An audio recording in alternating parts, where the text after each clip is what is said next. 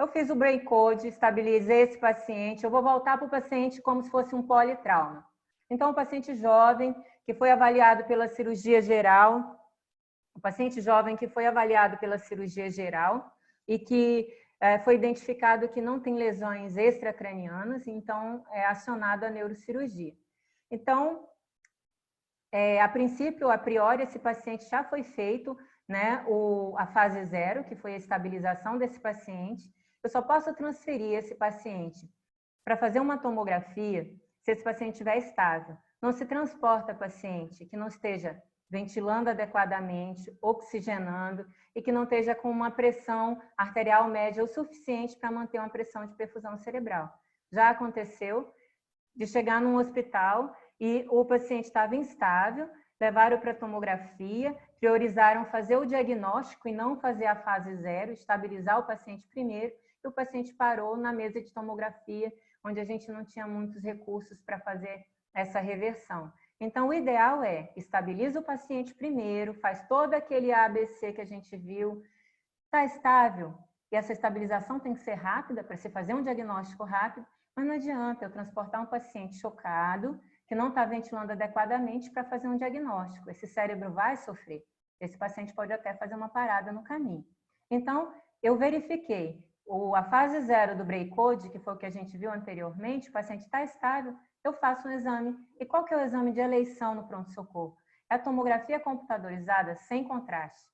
Por que sem contraste? E se for um tumor, não tem problema. O que eu tenho que verificar imediatamente é se o paciente está herniando, a etiologia e se eu posso resolver isso cirurgicamente nesse primeiro momento.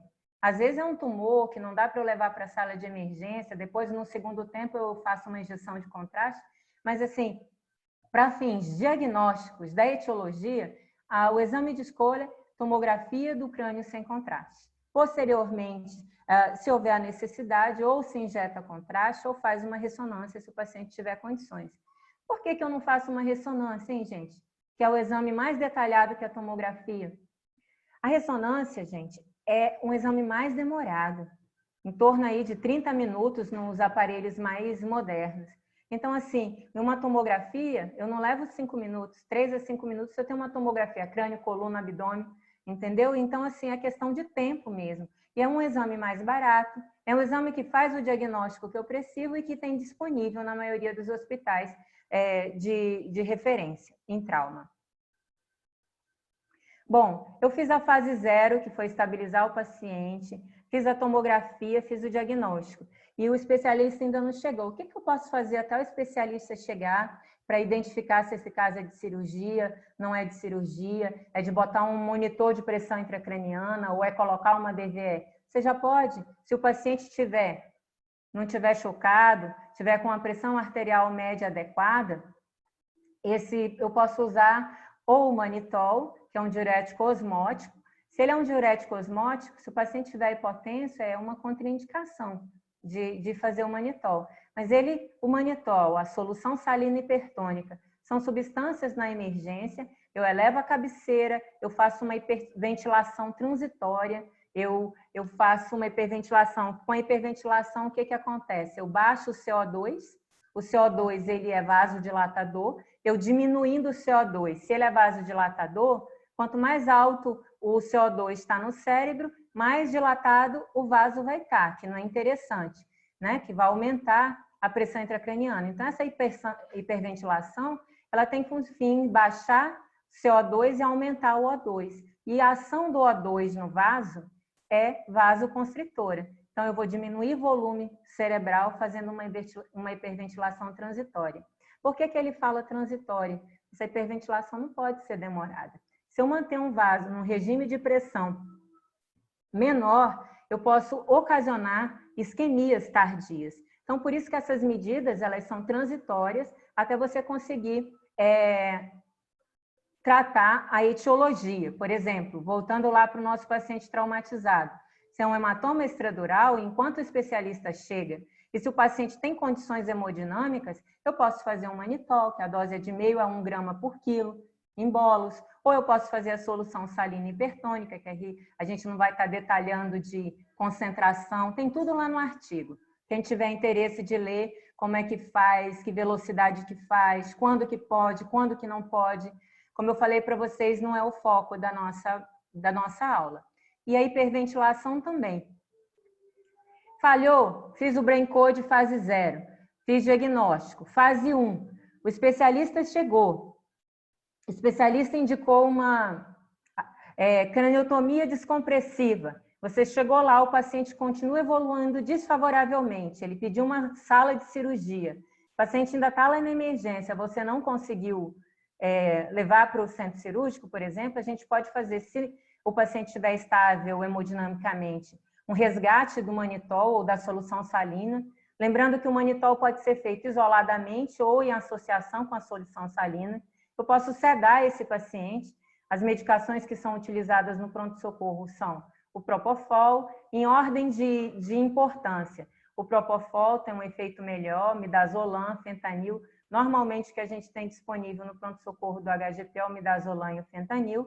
E por que eu vou sedar esse paciente? O que tem a ver eu sedar o paciente com melhorar a pressão intracraniana? Esse paciente não vai estar brigando com o respirador, ele vai estar ventilando mais adequadamente, você vai conseguir uma oxigenação cerebral melhor. E sem falar que as substâncias, elas são neuroprotetoras, elas vão diminuir o metabolismo do neurônio. Se eu diminuo o metabolismo do neurônio, eu diminuo o gasto energético. Mesmo se eu diminuo o gasto energético, mesmo com o aumento da pressão intracraniana, esse neurônio, vamos dizer assim, ele vai conseguir suportar lesões, por exemplo, hematomas, compressões, muito mais tempo do que um cérebro que não está com essas medidas neuroprotetoras.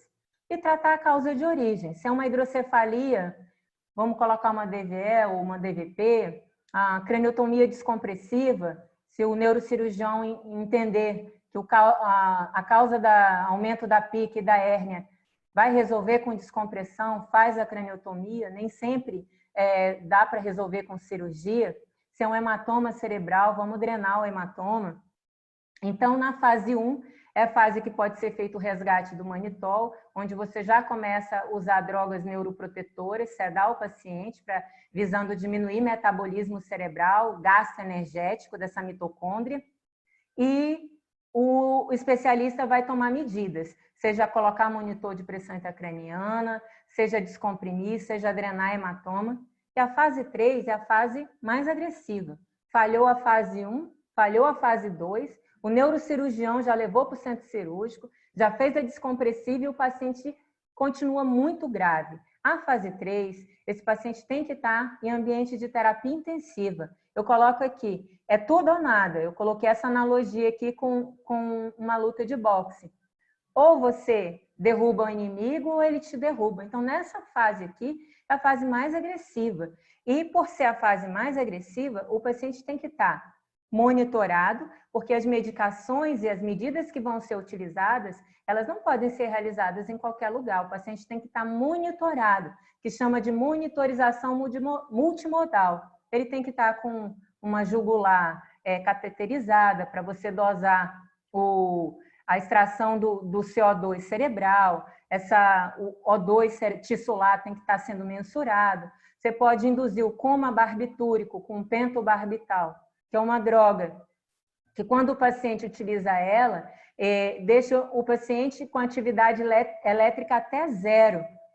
Então, tanto é que quando você vai fazer diagnóstico de morte cerebral, o paciente não pode estar com essa droga, se eu não me engano, no mínimo a 12 horas antes tem que ter sido suspensa. Ela suprime não só o metabolismo do neurônio, ela suprime a parte elétrica do neurônio. Qual é o objetivo de eu induzir um coma desse?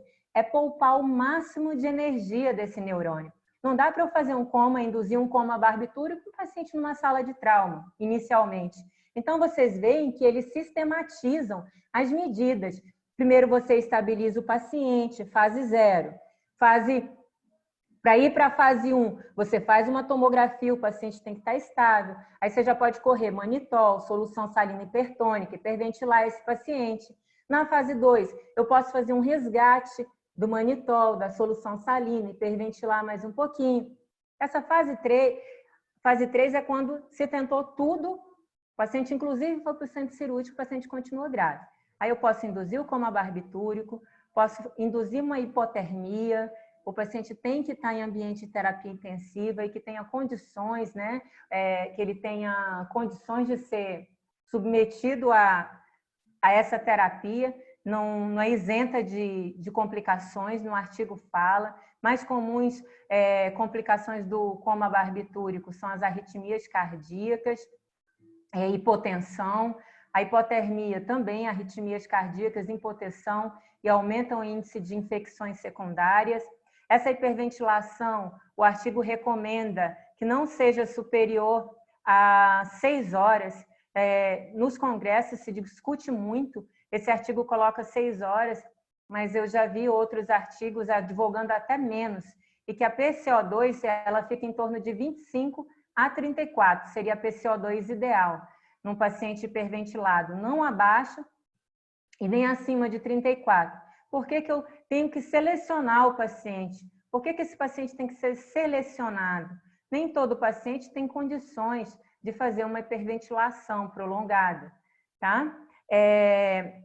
E essa monitorização multimodal, não é toda a UTI que tem todo o equipamento necessário. No nosso hospital de referência, nós não temos como fazer microdiálise cerebral e outras monitorizações que nos hospitais de ponta tem, mas a gente faz o que é possível. Lá é possível colocar um monitor de pressão intracraniana e monitorizar, fazer as medicações, induzir o coma barbitúrico, mas você tem que ter como que eu vou falar? Uma UTI que tenha as condições materiais, né, e capacitação dos profissionais para fazer essa fase 3 de uma forma mais efetiva. Falando isso, gente, eu quero agradecer vocês pela disponibilidade de estar comigo aqui hoje à noite, me ouvindo um pouquinho. Espero que eu tenha agregado conhecimento para vocês.